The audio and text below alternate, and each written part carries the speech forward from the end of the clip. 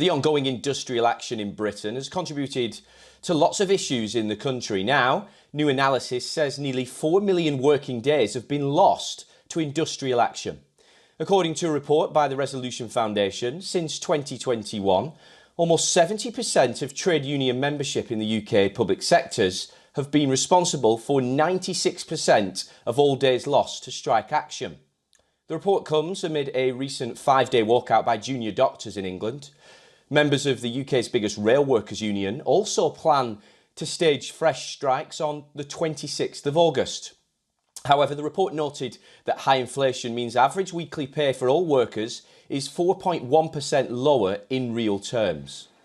Similarly, the report also said the recent pay decrease in the public sector appears to have contributed to a larger increase in vacancies, as the vacancies in the public sector, like health, education and administration, are 33%.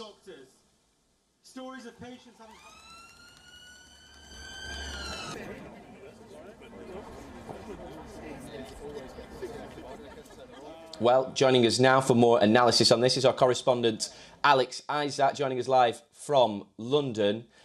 And Alex, you've been reporting on the strikes, for most of the year really, and of course it's having a huge impact on things like vacancies and also the fact that just so many days have been lost to strikes.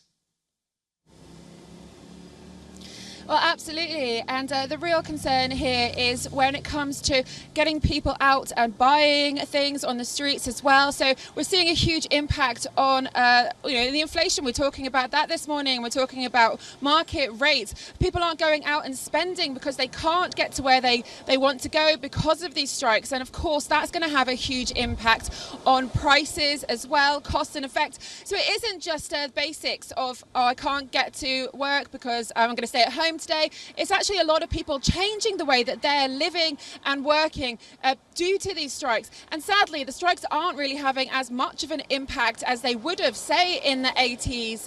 But the Office of National Statistics put out these stats in March, and of course the Resolution Foundation has brought them up again to show how many hours lost. But in reality, it is because people are also changing the way that they're working, and that doesn't look like it's going to be any different moving forward. The public sector, the majority of them have taken that 6% pay rise, and some of them have got an extra bonus. But of course, we're still seeing some strikes going ahead. The senior consultants will be going on strikes. We've just had the 4 days junior doctors, and then we still have the RMT union strikes on the tubes and trains, and we're going to see another one of those heading at the end of August. So that's going to also have a huge impact on people just getting out and about. And it is really concerning that there does seem to be this kind of frustration from the UK public. They're still supportive of these people who want to get more money and better working conditions, but also they've had to adapt and change, and it doesn't really seem to be having, as I said, so much of an impact.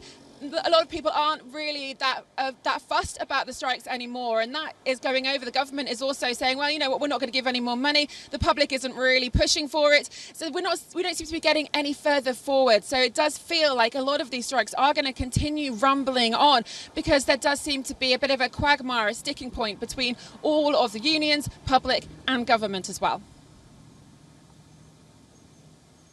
Absolutely, Alex. I was with a group of doctors yesterday who said exactly that. There's no end in sight to these strikes from their opinion. So thanks very much for your insight there.